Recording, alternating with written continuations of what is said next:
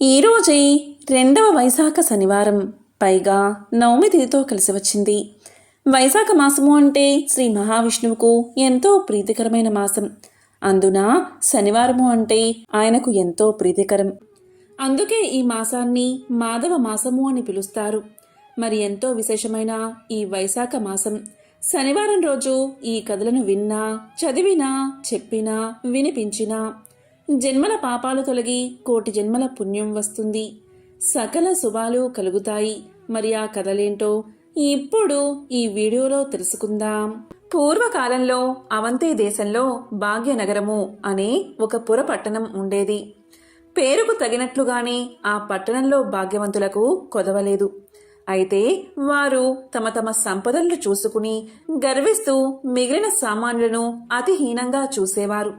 ఆ ఐశ్వర్యమంతా తమ గొప్పే అని తలుస్తూ నిత్య పూజలు కాదు కదా, విశేష రోజుల్లో కూడా ఏ పూజలు చేసేవారు కాదు. అప్పుడు శ్రీమన్నారాయణుడికి వీరందరికీ జ్ఞానోదయం కలిగించాలి అని తోచింది. ఒక రోజున ఆ ధనవంతులు విందు వినోదాలతో మునిగి తేలుతున్నారు. ఆ పట్టణ తూర్పు వీధుల్లో కల శ్రీ లక్ష్మీనారాయణ ఆలయంలో కనీసం దీపం వెలిగించే నాదుడు కూడా కరువయ్యాడు. ఆ రోజు తొలి ఏకాదశి, అత్యంత పర్వదినం. కానీ ఆ పట్టణంలో ఒక్కరు కూడా ఆలయానికి వెళ్ళి పూజ చెయ్యాలి అని ఆలోచించలేదు. సాయంత్రం ఉన్నట్టుండి దట్టమైన మబ్బులు కమ్ముకున్నాయి. బ్రహ్మాండమైన కుంభవృష్టి కురిసింది. వ్యాపారులందరి ఇల్లు నీటిలో మునిగిపోయాయి. అంతా గాఢాంధకారం. తెల్లవారేసరికి ఊరంతా నేల మట్టం అయిపోయింది. వ్యాపారాలు అన్నీ పోయి చివరికి ఐశ్వర్యాలు పోయి కట్టుబట్టలతో మిగిలారు. ఎందుకీ ఉపద్రవం, ఎందుకీ జలప్రలయం, ఎవరికీ అంతు పట్టలేదు. అంతలో వారికి ఒక విశేషం కనిపించింది. ఆ ఊరి చివరన ఉండే పూరిపాకలు చెక్కు చెదరకుండా ఉన్నాయి. ఎంతో ఆశ్చర్యం కలిగింది. ఇంత కుంభవృష్టిలోనూ ఈ పూరిపాకలు ఎలా ఉన్నాయి అని వారిలో వారు అనుకుంటూ ఉండగా ఒక పెద్ద మెరుపు మెరిసింది. అప్పుడు ఆకాశవాణి ఇలా పలికింది, ఓ మూర్ఖులారా, మీ సంపదలన్నీ మీ గొప్పతనం అని భావిస్తూ ఉండడం వల్లే ఇలా జరిగింది. ఆ పూరి గుడిసెలో నివసించే దేవయ్య నాకు ప్రియభక్తుడు. ప్రతిరోజు మీ ఊరిలోని శ్రీ లక్ష్మీనారాయణ ఆలయంలో దీపాన్ని వెలిగిస్తూ ఉంటాడు. అంతేకాదు, ప్రతి ఏకాదశి రోజు తనకు వీలున్నంతలో శ్రీ వెంకటేశ్వర వ్రతకల్పాన్ని నిర్వర్తిస్తూ ఉంటాడు. తనతో పాటు ఆ గుడిసెలోని వారందరూ రక్షించబడ్డానికి దేవయ్యే కారణం. మీరందరూ కూడా ఈ వ్రతాన్ని ఆచరించండి. ఇలా చేస్తే మీ ఐశ్వర్యాలను తిరిగి పొందగలరు అని వినిపించింది ఆకాశవాణి. వెంటనే వ్యాపారులందరూ ఆ ఆలయానికి వెళ్లి తక్షణమే అందరూ తలా ఒక పనిని పూర్తి చేసుకుని శ్రీ వెంకటేశ్వర వ్రతకల్పాన్ని ఆచరించారు. అందరి గృహాలు పూర్వరూపంలో కనిపించాయి.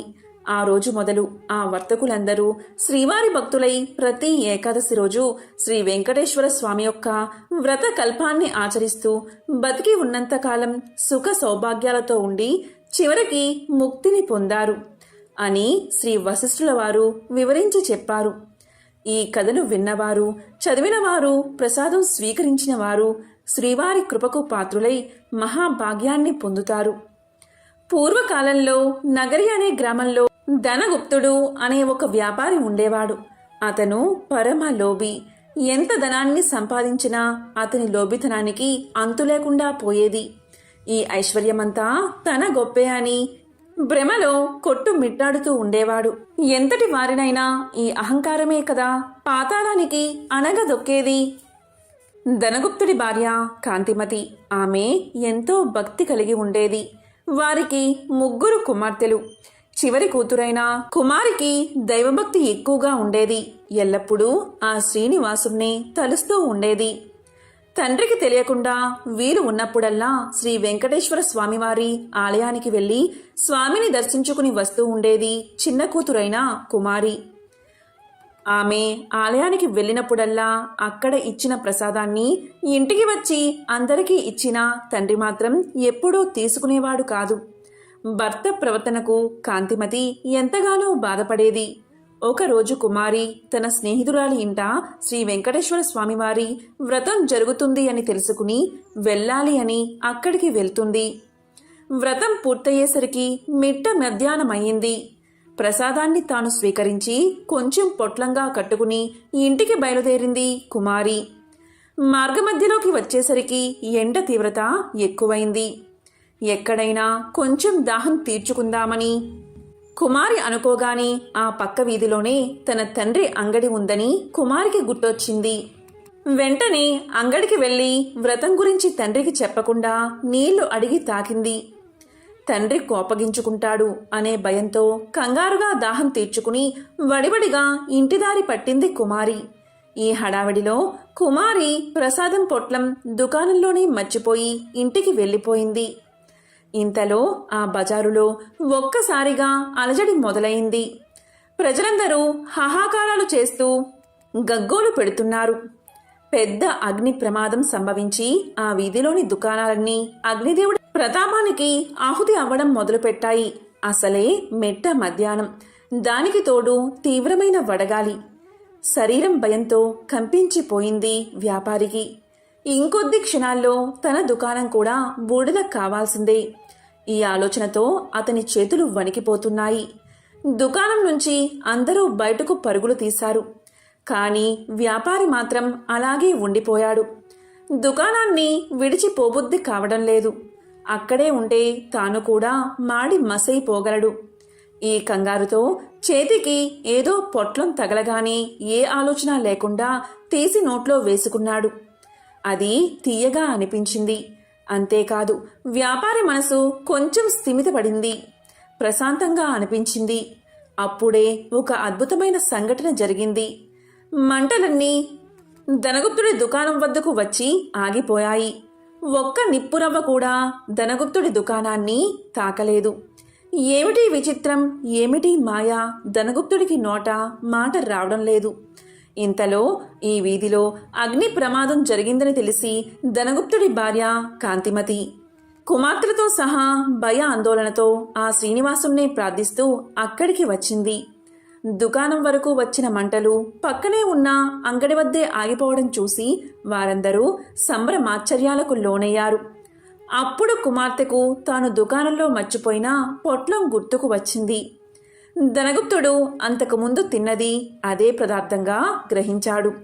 అప్పుడు చిన్న కూతురు ఇలా చెప్పడం ప్రారంభించింది. ధనగుప్తుడు తిన్నది వెంకటేశ్వర స్వామివారి యొక్క ప్రసాదమని, వ్రతంలో పాల్గొనడం గురించి అంతా వివరించి చెప్పింది. తాను స్వీకరించిన ఆ ప్రసాదం అగ్ని ప్రమాదం నుండి రక్షించింది అని ధనగుప్తుడు గ్రహించాడు. శ్రీవారిని క్షమించమని చెంపలు వేసుకున్నాడు. ఆ రోజు సాయంకాలమే ఊరి వారందరినీ పిలిచి శ్రీ వెంకటేశ్వర స్వామి వ్రతకల్పాన్ని భక్తి శ్రద్ధలతో ఆచరించాడు. పూర్తిగా స్వామివారి సేవకే తన శేష జీవితాన్ని వెచ్చించి ముక్తిని పొందాడు. కేవలం ప్రసాదాన్ని స్వీకరించినంత మాత్రం చేతనే ఎంత ఆపద నుంచి బయటపడ్డాడో మీరు చూశారు కదా. ఈ వెంకటేశ్వర స్వామి వ్రతమహత్యం అంతటి అద్భుతమైనది. వీలున్నప్పుడల్లా ఈ వ్రతాన్ని ఆచరించి ఆ శ్రీనివాసుడి కృపకు పాత్రులు అవ్వండి అని భరద్వాజుల వారు దీనిని అనుగ్రహించారు. పూర్వకాలంలో కౌమార దేశంలో మిత్రుడు అనే చాకలి ఉండేవాడు. అతను తన కులవృత్తిని నిర్వహిస్తూ వీలునంతలో దాన ధర్మాలు చేస్తూ ధర్మపరంగా జీవితాన్ని గడిపేవాడు. కాని అతని దిగులంతా అతనికున్న అవిటితనమే. కాలు అవటిది కావడం వల్ల ఉతికిన బట్టలను మూటలు కట్టి ఇంటింటికి తిరిగి ఇవ్వడం చాలా కష్టంగా ఉండేది అతనికి. దానికి తోడు గంపెడు సంసారం. కష్టపడకపోతే పూట గడవదు. ఎల్లప్పుడూ ఆ చాకలివాడు శ్రీనివాసుని ప్రార్థిస్తూ ఉండేవాడు. ఏదో ఒక రోజున ఆ స్వామి తన్ని కరుణించకుండా పోతాడా అనే నమ్మకంతో జీవితం గడిపేవాడు. భక్త సులభుడైన ఆ శ్రీమన్నారాయణుడు ఇదంతా గమనిస్తూనే ఉన్నాడు. ఎవరికైనా వారి పూర్వజన్మ కర్మ నివృత్తి అయ్యే సమయానికి శ్రీనివాసుడే ఏదో ఒక రూపంలో వచ్చి తన భక్తులను తప్పకుండా ఆదుకుంటాడు. ఒకరోజు సాయంకాలం ఎప్పటిలాగే మిత్రుడు చాకిరేవి నుండి బట్టల మూటతో తిరిగి వస్తున్నాడు. మార్గమధ్యలో అతనికి ఒక ముసలి బ్రాహ్మణుడు కనిపించాడు. సహజంగానే భక్తి శ్రద్ధలు కలవాడు అవడం వల్ల మిత్రుడు భుజం మీద మూటను కిందకు పెట్టి ఆ బ్రాహ్మణుడికి నమస్కారం చేశాడు. అప్పుడు ఆ విప్రోత్తముడు ఇలా పలికాడు, ఎంతో బాధపడుతున్నావు. నీ బాధ చూడ్డానికే నాకు చాలా కష్టంగా ఉంది.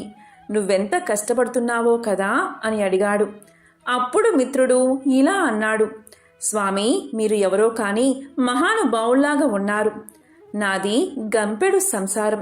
ఆ సంసార భారం చేత నాకు ఈ పని చేయడం తప్పడం లేదు. ఈ అవటితనం పోయే మార్గం ఏదైనా ఉంటే సెలవు ఇవ్వండి అని విన్నవించుకున్నాడు. అప్పుడు ఆ ముసలి బ్రాహ్మణుడు ఇలా చెప్పాడు, నాయనా, తప్పకుండా చెబుతాను. సావధానంగా విను.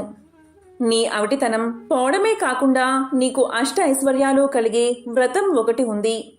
దాన్ని ఆచరించిన మరుక్షణమే నీకు 1000 వరహాలు లభిస్తాయి. అయితే ఒక్క షరతు, అందులో సగం నాకు సమర్పించాలి. రేపు మళ్ళీ ఇదే సమయానికి ఇక్కడికి వస్తాను అని చెప్పాడు ఆ బ్రాహ్మణుడు. అప్పుడు చాకలివాడు ఇలా పలికాడు, స్వామి, ఇంతకు మించిన మహాభాగ్యం ఏముంటుంది? ఆ వ్రతమేదో ఏ రోజు ఆచరించాలో సెలవియ్యండి అని ప్రార్థించగా బ్రాహ్మణుడు శ్రీ వెంకటేశ్వర వ్రతకల్పాన్ని వివరంగా చెప్పాడు. అప్పుడు మిత్రుడు రెట్టించిన ఉత్సాహంతో ఇంటికి వచ్చి ఈ విషయం గురించి భార్యకు చెప్పి ఇరుగు పొరుగుల వారిని ఆహ్వానించి వెంకటేశ్వర స్వామి వ్రతాన్ని ఆచరించి తీర్థ ప్రసాదాలు తాను స్వీకరించి వచ్చిన వారందరికీ పెట్టాడు.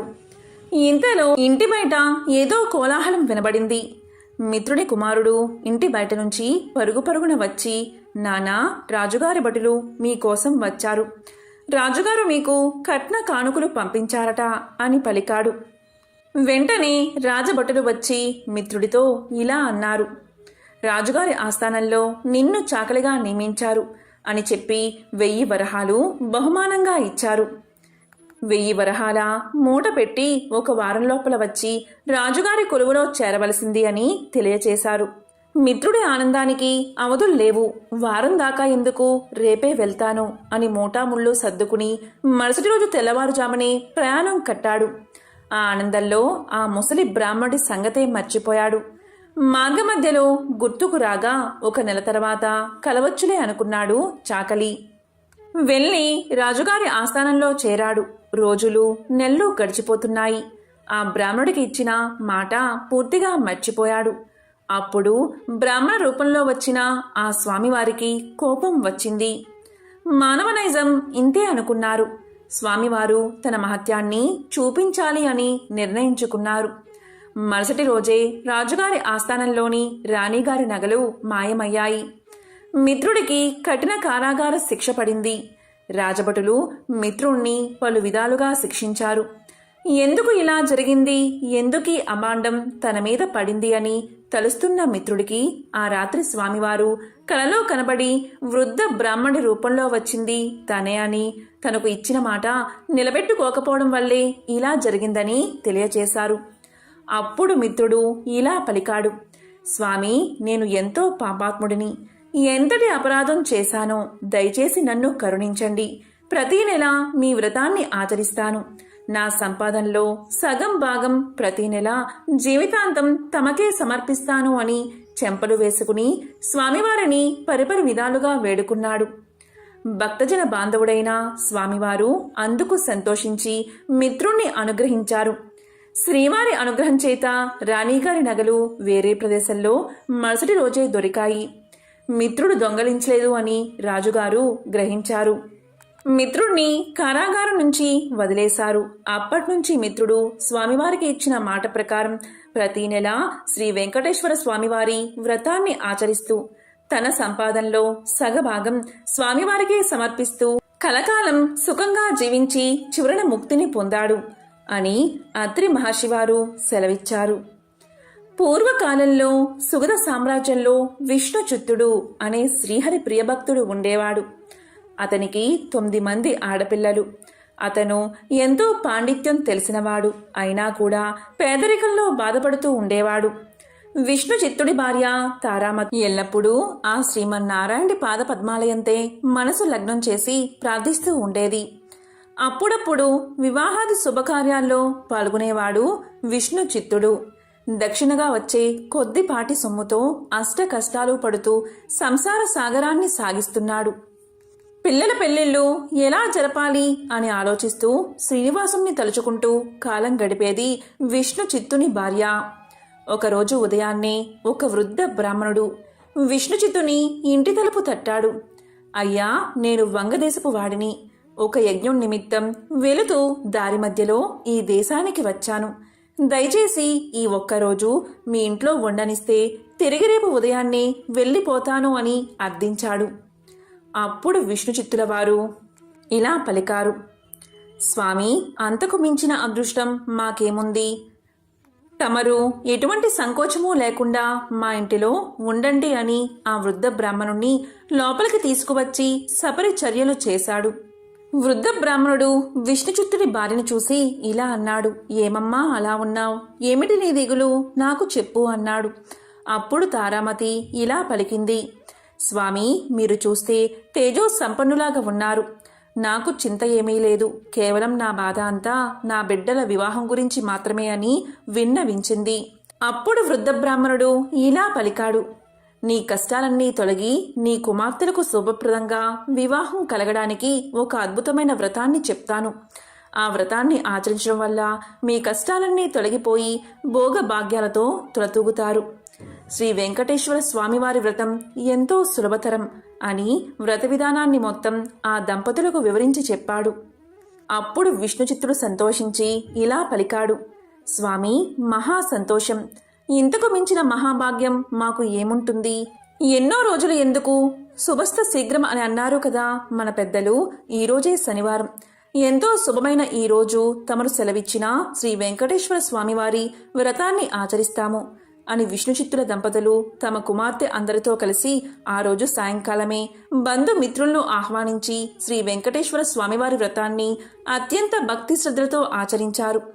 వచ్చిన భక్తులందరూ వ్రతం పూర్తయిన తర్వాత తీర్థ ప్రసాదాలు స్వీకరించి తమ తమ గృహాలకు వెళ్లిపోయారు. అప్పుడు విష్ణుచిత్తుల వారు భార్యాసమేతంగా ఆ వృద్ధ బ్రాహ్మణుడుకు పాద సత్కార్యాలు గావించి తమ దంపతులను ఆశీర్వదించవలసిందిగా కోరుకున్నారు. ప్రసాదాలు తాము కూడా స్వీకరించారు. ఆ బ్రాహ్మణుడు కూడా ఆ వ్రత ఫల నైవేద్యాలను స్వీకరించి మనోభీష్ట ఫల సిద్ధిరస్తు అని పలికాడు. శ్రీ లక్ష్మీ శ్రీనివాస కటాక్ష సిద్ధిరస్తు అని ఆశీర్వదించాడు. ఇంతలో చీకటి పడి నిద్ర సమయమైంది. అప్పుడు విష్ణుచిత్తుడు బ్రాహ్మణుడికి ఒక చిరిగిన దుప్పటిని ఇచ్చి కన్నీళ్లు పర్యంతమై ఏడ్చి ఇలా పలికాడు: స్వామి, కడు పేదవాడైన నేను, నా వద్ద ఇంతకు మించి మంచి దుప్పటి లేదు. ఈ రాత్రికి నన్ను క్షమించి దీని అందే విశ్రమించవలసింది అని వేడుకున్నాడు. అందుకు ఆ బ్రాహ్మణుడితో వృద్ధ బ్రాహ్మణుడు ఇలా పలికాడు: నీవు ఏమీ చింతించవద్దు అని చెప్పి తన బయట వసారాలో పడుకుంటాను అని చెప్పాడు. కొద్దిసేపటికే అందరూ నిద్రలోకి జారుకున్నారు. రాత్రి 4వ జామున ఉరుములు మెరుపులతో పెద్ద వర్షం మొదలయింది. ఎటు చూసినా కటిక చీకటి. గాఢాంధకారంలో కంటికి ఏమీ కనిపించలేదు. ఆ ముసలి బ్రాహ్మణుడు ఎలా ఉన్నాడో అని బెంగగా ఉంది. కానీ ఈ గాఢాంధకారంలో ఏమీ కనిపించకపోగా ఎప్పుడు తెల్లవారుతుందా అని ఆ రాత్రి ఆ దంపతులు ఎలాగో గడిపారు. ఇంతలో తెల్లవారింది. వాన తేలికపడింది. బయట బ్రాహ్మణుడు ఏమయ్యాడు అని బయటకు వచ్చిన ఆ దంపతులకు ఒక అద్భుత దృశ్యం కనిపించింది. అక్కడ చిరిగిన దుప్పటి లేదు. చిరిగిన దుప్పటి స్థానంలో పట్టు పీతాంబరం ఉంది. శ్రీ వెంకటేశ్వర స్వామివారి విగ్రహం చిరునవ్వుతో కనిపించింది. జరిగిందంతా ఆ దంపతులకు అర్థమైంది. వారి ఆనందానికి అవధులు లేవు. వచ్చింది సాక్షాత్తు ఆ శ్రీమన్నారాయణుడే. ఆహా, ఏమి మన భాగ్యము! ఎన్నో జన్మల పుణ్యఫలం. కానీ మనం ఆ స్వామివారిని గ్రహించలేకపోయాం. చివరికి చిరిగిన దుప్పటి ఇచ్చాము అని తలుస్తూ ఆ స్వామివారి విగ్రహాన్ని కళ్ళకు అద్దుకుని ఇంట్లోకి తీసుకువచ్చారు. ఇల్లంతా స్వర్ణమయంగా కనిపించింది. అంతటా ధనరాశులే. ఆహా, శ్రీ వెంకటేశ్వర స్వామివారి వ్రతకల్ప మహత్యం వల్లే ఇదంతా కదా అని ఆ స్వామిని అనేక విధాలుగా స్తుతించారు. చూసారా, సాక్షాత్తు స్వామివారే ఆ భక్తుడి ఇంటికి అతిథి రూపంలో వచ్చి వ్రత విధానాన్ని చెప్పడమే కాకుండా తీర్థ ప్రసాదాలు కూడా తానే స్వయంగా స్వీకరించాడు. స్వామివారు అంతటి కరుణామయుడు. సౌనకాది ముళ్లతో సూత మహర్షి చెప్పిన శ్రీ వెంకటేశ అవతార కథ. కలియుగం మొదలైనది. కలిదోష నివారణ కోసం మహర్షులందరూ నైమిసారణ్యంలో ఒక సత్రయాగం సంకల్పించారు. అయితే ఆ యజ్ఞ ఫలాన్ని ఎవరికి దారపోస్తే ప్రయోజనం కలుగుతుందని చర్చించారు. వారిలో భృగు మహర్షి యజ్ఞ ఫలానికి త్రిమూర్తులైన బ్రహ్మ విష్ణు శంకరులలో ఎవరు తగినవారో నేను పరీక్షించి వస్తా అన్నాడు. ఆయన మహా తపస్సాలి. ముళ్లంతా ఆమోదించారు. ఆయన ముందుగా వెళ్లి సత్యలోకం చేరుకున్నాడు. బ్రహ్మ అతడి రాకను గమనించక సరస్వతి వీణానాదంలో మునిగిపోయి ఉన్నాడు. దానితో భృగుకు కోపం వచ్చి, మహా తపస్సాలినైనా నన్ను అతిథిగా మన్నించలేకపోయావు. సృష్టికర్తనని అహంకరిస్తున్న నీకు భూలోకంలో ఎక్కడా పూజా పురస్కారాలు లేకుండా పోవుగాక అని శపించాడు. తరువాత కైలాసానికి వెళ్ళాడు. అక్కడ పరమేశ్వరుడు పార్వతితో ఆనందనాట్యం చేస్తూ భృగురాకను గమనించలేదు. దానితో భృగు మహర్షి కోపంతో, శంకరా, నీవు నాట్య విలాసాలలో మునిగి మహా తపస్సాలిని అతిథిని అయినా నన్ను నిర్లక్ష్యం చేశావు. కనుక భూలోకంలో నీకు లింగ రూపంలోనే కాని నిజ రూపంలో ఆరాధన జరగకుండునుగాక అని శపించాడు. ఆ తరువాత వైకుంఠం చేరుకున్నాడు. మాధవుడు పాన్పు మీద పరుండి తనకు పాదసేవ చేస్తున్న లక్ష్మీదేవితో సరస సల్లాపాలు ఆడుతున్నాడు. అతను మునిరాకను గమనించలేదు. అప్పుడు భృగువు వెళ్లి ఇలా పలికాడు, అతిథిగా వచ్చిన నన్ను అవమానిస్తావా అంటూ విష్ణుమూర్తి గుండెల మీద తన్నాడు భృగువు. అంతే, ఒక్కసారిగా లోకాలన్నీ కంపించాయి. అయినా శ్రీ మహావిష్ణువు రవ్వంత కూడా ఆగ్రహించక పరమ శాంత స్వభావంతో లేచి మునికి నమస్కారం చేసి, మునీంద్ర, మీ రాకచేత వైకుంఠం పావనమైనది. మీ రాకను గమనించని నా అవినయాన్ని మన్నించండి అంటూ భృగు మహర్షి పాదాలొత్తాడు. భృగు మహర్షికి గర్వభంగం జరిగింది. విష్ణుమూర్తికి నమస్కారం చేసి, ఓ దేవదేవా, మీ వంటి సత్వగుణ సంపన్నులు 14 లోకాలలోనూ లేరు. నా అహంకారాన్ని మన్నించండి. మీరే లోక సంరక్షణకు తగినవారు. కాబట్టి భూలోకంలో కలి ప్రభావాన్ని నశింపచేసి ధర్మ సంరక్షణ చేసి ప్రజల కష్టాలను తీర్చడానికి తప్పకుండా అవతరించండి అని ప్రార్థించి తిరిగి భూలోకానికి వచ్చి ముళ్లతో, త్రిమూర్తుల్లో పరమ శాంతమూర్తి అయిన శ్రీమన్నారాయణుడే యజ్ఞ ఫలానికి అర్హుడు అని తేల్చి చెప్పాడు భృగువు. మునులందరూ సత్రయాగం చేసి ఆ ఫలాన్ని యజ్ఞ పురుషుడైన మహావిష్ణువుకే దారపోశారు. అక్కడ వైకుంఠంలో లక్ష్మీదేవికి కోపం వచ్చింది. శ్రీహరి వక్షస్థలమే తన నివాసం. ఆ నివాసాన్ని ఒక ముని కాలితో తన్నాడు. అందుకు శ్రీహరి కోపగించక ఆయనకు సకల మర్యాదలు చేశాడు. భక్తయే తన్ని గౌరవించలేదు అని అలిగి భూలోకానికి ప్రయాణమైనది లక్ష్మీదేవి. లక్ష్మి లేని ఇల్లు కళావిహీనమైనది. ఆమెను వెతికి తెచ్చుకోవడానికి భూలోకానికి ప్రయాణమయ్యాడు విష్ణువు. ఇంతలో భూదేవి వచ్చి ఇలా పలికింది, దేవా, కలియుగంలో అధర్మం పెరిగింది. పాప భారాన్ని నేను మొయ్యలేకపోతున్నాను. నువ్వు భూలోకంలో అవతరించి నన్ను కాపాడు అని కోరింది. వెంటనే శ్రీ మహావిష్ణువు శ్రీనివాసుడు అనే పేరుతో భూలోకానికి దిగివచ్చి లక్ష్మి కోసం వెతకడం ప్రారంభించాడు. శేషాద్రి కొండలలో ఒక పుట్టను నివాసంగా చేసుకున్నాడు. శేషాద్రి పర్వత ప్రాంతాలను పరిశీలిస్తున్న మహారాజు ఆకాశరాజు. అతనికి సంతానం లేక పుత్రకామేష్టి చేయబోతూ భూమిని దున్నుతూ ఉండగా నాగలికి ఒక బంగారు పెట్టె తగిలింది. తెరచి చూడగా మహాలక్ష్మి కలతో ఒక బాలిక కనిపించింది. ఆకాశరాజు సంతోషపడి ఆ పిల్లకు పద్మావతి అనే పేరు పెట్టుకుని అల్లారు ముద్దుగా పెంచాడు. యుక్త వయసు వచ్చిన పద్మావతి ఒకసారి శ్రీనివాసుని చూసి మోహించింది. తల్లిదండ్రులకు చెప్పింది. ఆకాశరాజు వచ్చి చూసి శ్రీనివాసుడి తేజో విశేషాలకు ఆశ్చర్యపడి అతడే శ్రీ మహావిష్ణువు అని భావించి పద్మావతిని ఇచ్చి వివాహం చేశాడు. ఆకాశరాజు తరువాత అతని తమ్ముడు తొండమాండు రాజయ్యాడు. శ్రీనివాసుడు వెంకటేశ్వరుడు అనే నామంతో తిరుమల శిఖరాల మీద కలియుగాంతం వరకు నివసించాలని నిశ్చయించుకుని సాలగ్రామ శిలారూపుడై పద్మావతి భూదేవులతో నివసించసాగాడు. తొండమానుడు శ్రీ వెంకటేశ్వరుడికి ఆలయం నిర్మించాడు. తొండమానుడు శ్రీ వెంకటేశ్వరుడికి ఆలయాన్ని నిర్మించాడు. తన్ని సేవించే భక్తులకు కల్పవృక్షం లాంటి వాడే శ్రీనివాసుడు ఇప్పటికీ భక్తులను సంరక్షిస్తూ అక్కడ నిలిచి ఉన్నాడు. సౌనకాది మహాముళ్లంతా సూదుడు చెప్పింది విని వెంకటాచలంపై వెలిసాక శ్రీనివాసుని అనుగ్రహం పొందిన వారెవరైనా ఉంటే వారి కథను వినిపించు అని సూతుడిని అడిగారు.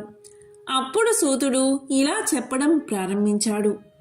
పూర్వకాలంలో బీబీ నాంచారమ్మ అనే ఆమె ఉండేది. ఆమె మాలిక్ కాఫీర్ అనే సేనాని కుమార్తె. ఆమె అసలు పేరు సురతాని. స్వతహాగా హిందువైన మాలిక్ కాఫీర్ అల్లావుద్దీన్ ఖిల్జాకి సేనానిగా మారి తాను కూడా ముస్లిం మతాన్ని స్వీకరించాడు. తన రాజ్యాన్ని విస్తరించే బాధ్యతను ఖిల్జీ మాలిక్ కాఫీర్ మీద ఉంచాడు. దాంతో మాలిక్ కాఫీర్ దక్షిణ భారతదేశం మీదకి విరుచుకుపడ్డాడు. తమ దండయాత్రలో భాగంగా మాలిక్ శ్రీరంగాన్ని చేరుకున్నాడు. అతను శ్రీరంగం చేరుకునేసరికి రంగనాథుని ఆలయం భక్తులు సమర్పించిన కానుకలతో దగదగలాడిపోతుంది. పంచలోహాలతో రూపొందించిన స్వామి యొక్క ఉత్సవమూర్తిని చూసిన కాఫీర్ కళ్ళు చెదిరిపోయాయి. అలాంటి విగ్రహాలను కరిగిస్తే ఎంత ధనం సమకూరుతుందో కదా అనుకున్నాడు లోపల. అలా తన దండయాత్రలో దోచుకున్న వందలాది విగ్రహాలలోకి రంగనాథుడి ఉత్సవ విగ్రహాన్ని కూడా చేర్చుకుని ఢిల్లీకి బయలుదేరాడు కాఫీర్. ఢిల్లీకి చేరుకున్న తర్వాత తాను దోచుకున్న సొత్తుని తన కుటుంబం ముందర గొప్పగా ప్రదర్శించాడు మాలిక్ కాఫీర్. వాటినిటి మధ్య శోభాయమానంగా వెలిగిపోతున్న రంగనాథుడి విగ్రహాన్ని చూసిన అతని కూతురు తనకు ఆ విగ్రహాన్ని ఇవ్వమని తండ్రిని అడిగింది. ఆ విగ్రహం ఆమె చేతికి అందిందే తడువుగా దాన్ని తన తోడుగా భావించసాగింది. విగ్రహానికి అభిషేకం చేయడం, పట్టు వస్త్రాలతో అలంకరించడం, ఊయల ఊపడం అలా తనకు తెలియకుండానే ఒక ఉత్సవమూర్తికి చేసే కైంకర్యాలన్నిటినీ ఆ విగ్రహానికి అందించసాగింది. ఆ విగ్రహంతో ఒక్కో రోజు గడుస్తున్న కొద్దీ దానిమీదే సురతాని మనసు లగ్నం కాసాగింది. మరోపక్క రంగనాథుడి ఉత్సవమూర్తిలేని శ్రీరంగం వెలవెలబోయింది. దండయాత్రలో చనిపోయిన కుటుంబాలు ఎంతగా బాధపడ్డాయో రంగనాథుడి విగ్రహం కోల్పోయిన భక్తులు అంతే బాధలో మునిగిపోయారు. చివరికి భక్తులందరూ ధైర్యం తెచ్చుకుని ఆ మాలిక్ కాఫీర్ని వేడుకునేందుకు ఢిల్లీ ప్రయాణమయ్యారు. సాక్షాత్తు ఆ రామానుజాచార్యులే వారికి ప్రాతినిధ్యం వహించారని చెబుతారు. రంగనాథుడి ఉత్సవమూర్తిని వెతుక్కుంటూ తన ఆస్థానాన్ని చేరుకున్న అర్చకులను చూసి మాలిక్ కాఫీర్ యొక్క మనసు కరిగిపోయింది. ఆ విగ్రహాన్ని వారు తిరిగి తీసుకువెళ్లేందుకు సంతోషంగా అనుమతిని అందించాడు. అయితే ఆపాటికే రంగనాథుడి మీద మనసు పడిన సురతాని గురించి విన్న అర్చకులు ఆమె ఆదమర్చి నిద్రించే సమయంలో ఆ విగ్రహాన్ని ఊరు దాటించారు. సురతాని ఉదయాన్నే లేచి చూస్తే ఇంకేముంది, తన కలల ప్రతిరూపం కనుమరుగు అయినది. ఎవరు ఎంత ఓదార్చినా సురతాని మనసు శాంతించలేదు. ఆ విష్ణుమూర్తిని తన పతిగా ఎంచుకున్నానని కరాఖండిగా చెప్పేసింది. ఆ విగ్రహాన్ని వెతుక్కుంటూ తాను కూడా శ్రీరంగానికి పయనమైనది. అప్పుడు శ్రీరంగం చేరుకున్న సురతాని ఆ రంగనాథుడిలో ఐక్యమైపోయిందని చెబుతారు. ఇప్పటికీ శ్రీరంగంలో ఆమె నిలువెత్తు రూపాన్ని చూడవచ్చు. ఇదే బీబీ నాంచారమ్మ కథ. స్వామికి సంబంధించిన ఒక విశేషమైన దివ్య చరితాన్ని ఇప్పుడు తెలుసుకుందాం. పూర్వం ఒకసారి సనక సనందనాది మహర్షులందరూ వైకుంఠంలోని శ్రీమన్నారాయణుని దర్శనం చేసుకున్నారు. ఆయన్ని అనేక విధాలుగా స్తుతించిన తరువాత తాము వచ్చిన పనిని తెలియచేశారు. వారు ఈ విధంగా పలికారు: కలియుగంలో ధర్మం ఒంటి పాదంలో నడుస్తుంది. ప్రజలు ఆహార విహారాలకే ప్రాధాన్యత ఇస్తూ ఆచారహీనులుగా జీవిస్తూ కామక్రోధాలకు వసులై కలి ప్రభావంతో అధర్మబద్ధమైన జీవితాన్ని గడుపుతున్నారు. అందువల్ల ప్రజల్ని చక్కదిద్ది ధర్మాన్ని ఉద్ధరించే ఉపాయం సెలవు ఇవ్వమని మహర్షులు శ్రీ మహావిష్ణువును అర్థించారు. అప్పుడు శ్రీ మహావిష్ణువు ఈ విధంగా చెప్పడం ఆరంభించాడు: అధర్మం ప్రబలినప్పుడు స్వయంగా యుగయుగమునందున అవసరాలకు అనుగుణంగా వివిధ అవతారాలు ధరించాను. కానీ కలియుగం పాప భూయిష్టమై అధర్మం ప్రబలనిది. కలియుగంలో మొదటిగా తిరుమల వైకుంఠంలో ప్రత్యక్షంగా, తరువాత లక్ష్మీ క్రీడా స్థానమై మానవుల యొక్క ఘోర సంసార బాధలను సాగరమున నౌకవలే దరిచేచున్నది అయిన దక్షిణ గంగగా పేరుగాంచిన గౌతమి గోదావరి తీరమున ఒక పురమనడి అంటే వాడపల్లి పురమందు అవతరించి భక్తులను ఉద్ధరిస్తాను అని పలికాడు మహావిష్ణువు.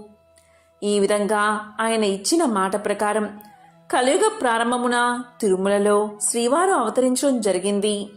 తరువాత మహర్షులందరూ గోదావరి పుట్టిన ప్రాంతమైన నాసికా త్రయంబకం వద్ద తపస్సు చేసుకుంటూ ఉన్నారు.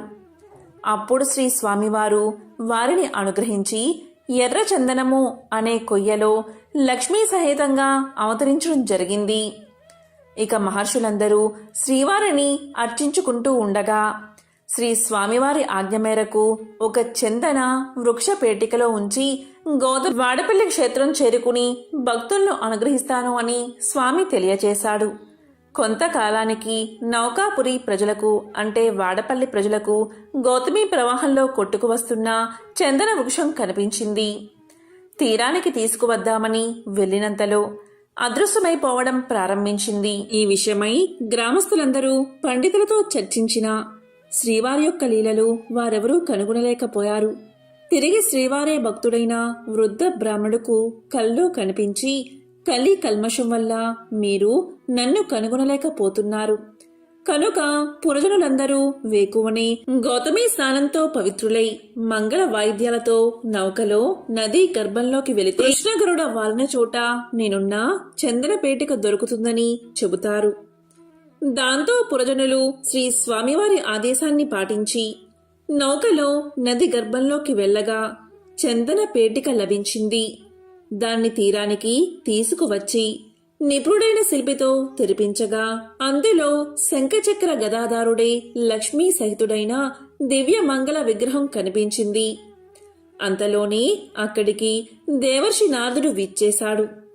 గతంలో మహర్షులు వైకుంఠానికి వెళ్లి ప్రజలకు ధర్మాన్ని ఉద్ధరించడానికి ఉపాయం చూడవలసిందిగా విష్ణువును ప్రార్థించడం, విష్ణువు నౌకాపురిలో అర్చావతారంగా వెలుస్తానని చెప్పడం మొదలైన విషయాలు నారదుడు పురజనులకు వివరించాడు. అందుకు నిదర్శనంగా శ్రీ స్వామివారు కటిహస్తానికి బదులుగా గదాధారుడై వెలుయుట జరిగినది.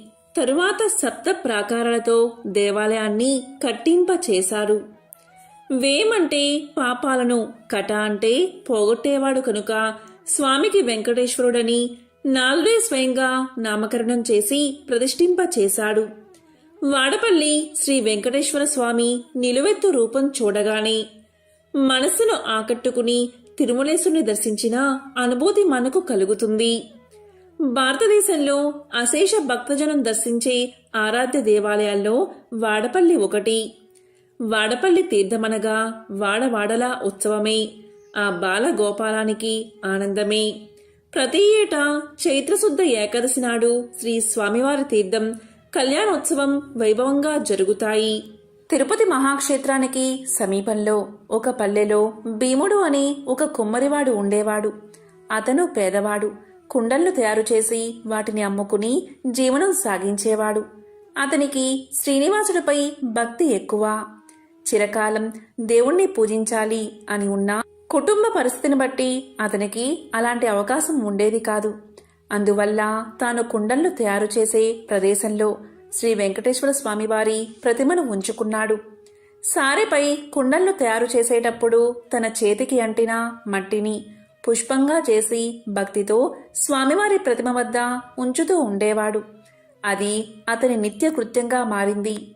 ఆ ప్రాంతాన్ని పరిపాలిస్తున్న రాజు తొండమాండు కూడా శ్రీ వెంకటేశ్వర స్వామివారి యందు భక్తి కలిగి ఉండేవాడు. తొండమానుడు ప్రతిరోజు వెంకటాచలానికి పోయి స్వామివారిని బంగారు పూలతో అర్చించేవాడు. కొంతకాలానికి అతడిలో అహంకారం పెరిగింది. అతను పూజ చేయడానికి ఉద్యుక్తుడు అవుతూ ఉండగా తాను నిన్న పూజించిన బంగారు పూల స్థానంలో మట్టిపూలు స్వామివారి దగ్గర కనిపించాయి. కారణం అతనికి అర్థం కాలేదు. అర్చకులు తానుంచిన బంగారు పూలను అపహరించి మట్టిపూలు ఉంచుతున్నారని అనుమానించాడు. తన భటులను కాపలాగా ఉంచాడు. రాజు ఎన్ని విధాలుగా ప్రయత్నం చేసినా బంగారు పూల స్థానంలో మట్టి పువ్వులే స్వామివారి దగ్గర ఉండేవి. దీంతో మహారాజుకు మానసిక వ్యధ పెరిగింది. చింతాపీడితుడైన అతనికి శ్రీ వెంకటేశ్వర స్వామి కల్లో కనిపించి ఇలా తెలియచేశాడు. రాజా, సమీప గ్రామంలో భీముడు అనే కుమ్మరి ఉన్నాడు. అతడు కుండలు చేస్తూ నా స్మరణాన్ని ధ్యానాన్ని విడువక పనులు చేసుకుంటూ ఉంటాడు. అతని భక్తి ప్రభావమున అతడుంచిన మట్టి పువ్వులు ఇక్కడికి నా సన్నిధానానికి చేరుతున్నాయి. నీ ఉంచిన బంగారు పువ్వులు అతడుంచిన పూలమందు నిలవలేక అదృశ్యమైపోతున్నాయి. భక్తిలో అతడు నీకంటే ఉత్తముడు, విచారించుకు అని ఊరడించాడు. తనను మించిన భక్తుడు మరొకడున్నాడని స్వామివారు చెప్పిన మాటలు పరిశీలించడానికై వెంకటాచలానికి సమీపంలో ఉన్న పల్లెలో బడులతో కలిసి తిరగసాగాడు రాజు. ఒక పల్లెలో సారెపై కుండ నుంచి తిప్పుతూ చేతికి అంటిన మట్టిని పుష్పంగా చేసి సమీపంలో ఉన్న శ్రీ వెంకటేశ్వర స్వామివారి ప్రతిమకు సమర్పిస్తున్న భీముణ్ణి చూసి ఆశ్చర్యపడ్డాడు రాజు. దీంతో రాజు భీముణ్ణి సమీపించి, ఓయి, నీవు స్వామిని మట్టి పూలతో ఎందుకు పూజిస్తున్నావు? నీకు పూజకు పుష్పాలు దొరకడం లేదా అని అడిగాడు. అప్పుడు భీముడు రాజుకు నమస్కారం చేసి, మహారాజా, మీ వంటివారు రావడం వల్ల నా ఇల్లు పావనమైనది. నేను చదువురాని మూర్ఖుడిని. స్వామివారిని ఎలా పూజించాలో నాకు తెలియదు. నేను దరిద్రుణ్ణి. కుండలను చేయనిదే నా కుటుంబం గడవదు. కాబట్టి నేను ఉదయం నుంచి సాయంకాలం వరకు కుండలను చేయక తప్పదు. అందువల్ల చేతికి అంటిన మట్టిని పుష్పంగా చేసి ఇలా స్వామివారికి సమర్పించుకుంటున్నాను అని వివరించాడు. దీంతో కుమ్మరివాడి మాటలు విన్న రాజు మిక్కిలి ఆశ్చర్యపడ్డాడు. కుమ్మరివాడి భక్తికి మెచ్చి అతనికి నమస్కారం చేసి తన రాజ్యానికి వెళ్ళిపోయాడు. ఆ తరువాత కొంతకాలానికి భీముడు సశరీరంగా వైకుంఠానికి చేరుకున్నాడు. శ్రీ వెంకటేశ్వర స్వామి భీముడి భక్తికి మెచ్చి, ఇక నుండి నా ఉదయం ప్రసాదం మట్టి పాత్రలోనే నివేదించాలని తొండమాను మహారాజుకు కల్లో కనిపించి చెప్పాడు. ఈనాటికి స్వామివారి సన్నిధిలో ఈ ఆచారాన్ని పాటిస్తూ ఓడు అనే ప్రసాదాన్ని మట్టి కుండలతోని నివేదన చేసి ఆరాధిస్తూ ఉన్నారు. ఇక తొండమానుడు శ్రద్ధాభక్తులతో శ్రీ వెంకటేశ్వర స్వామిని అర్చిస్తూ నిత్యోత్సవాలు, రథోత్సవాలు, సమారాధనలు మున్నగు వాటిని జరిపిస్తూ మరుజన్మలో విష్ణు లోకానికి చేరుకున్నాడు. ఎంతో పవిత్రమైన విశేషమైన ఈరోజు ఈ కథలను విన్నా, చదివినా, చెప్పినా, వినిపించినా జన్మల పాపాలు తొలగి కోటి జన్మల పుణ్యం వస్తుంది. సకల శుభాలు కలుగుతాయి. ఓం నమో నారాయణాయ. ఓం నమః శివాయ. ఓం శ్రీ మహాలక్ష్మియే నమః. ఓం శ్రీ మాత్రే నమః.